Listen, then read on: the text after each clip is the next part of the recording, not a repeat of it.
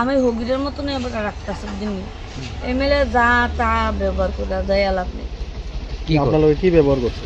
ওই তো যাইলে তাই লোক তো বুড়ি গেছে তাই নক ঢুকতে না, এরপরে তাইনে গরিব তাইনে কাছে যাইলে তাইনে গরিব আমি সিরা কাপড় চুপড় কিনছি তোমরা দিন এমএলএ এমএলএ না এমএলএ নাম তবুদ্দুল হোসেন।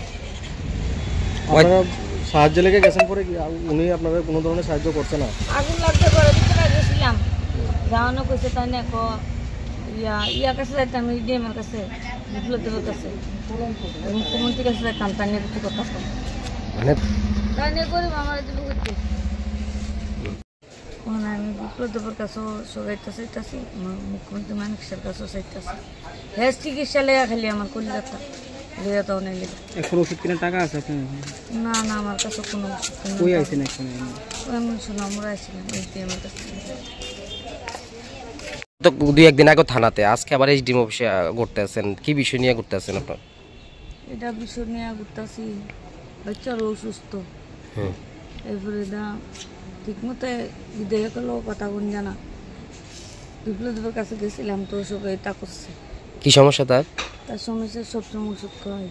আচ্ছা সমস্যা করছে ওখানে আবার আসলাম জানেন স্কুলে একটা ইয়া লইয়া সার্টিফিকেট লিয়া আসছি তারা ভর্তি করতে নিছিল নগরে নগর স্কুলের হেডমাস্টার স্যার কি ও তার ট্রান্সফারটা তুললে আসে করে তার 6-এ তুলছে আর কি, তারা কোন ভর্তি লিত না তো এই ডিএম স্যারের কাছে আসছিলাম।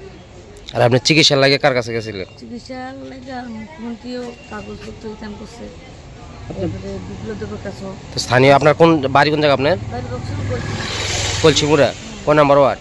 6 নম্বর। কি নাম আপনার? আর নাম জয়ন্তী সরকার। স্বামীর নাম? সুরাংশু দাস। আর হ্যার নাম কি? কোন বিধায়কের কাছে গেছিলেন? তবুদ্দুল। কি কইছে জানেন?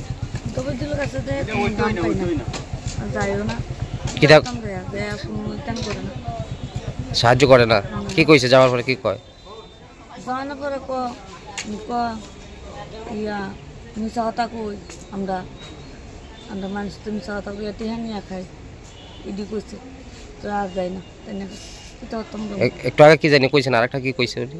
এবার তাই না গরিব মানুষের চালাইব করতে মানে নিজে গরিব? কি কয় নিজে মানে কি কইছে, কেমন বাসা কি কইছে, কিভাবে কইছে? দূরে কইছে না আমি গরিব চলতে কষ্ট তোমার একদম করতে তুমি মুখ্যমন্ত্রী মানিকের কাছে যাও বিপ্লবদেবের কাছে যাও এই কথা। এটা কে কইছে? বিধায়কের নাম কিটা? তবুদ্দুল হোসেন। আচ্ছা কত বছর তার সমস্যা?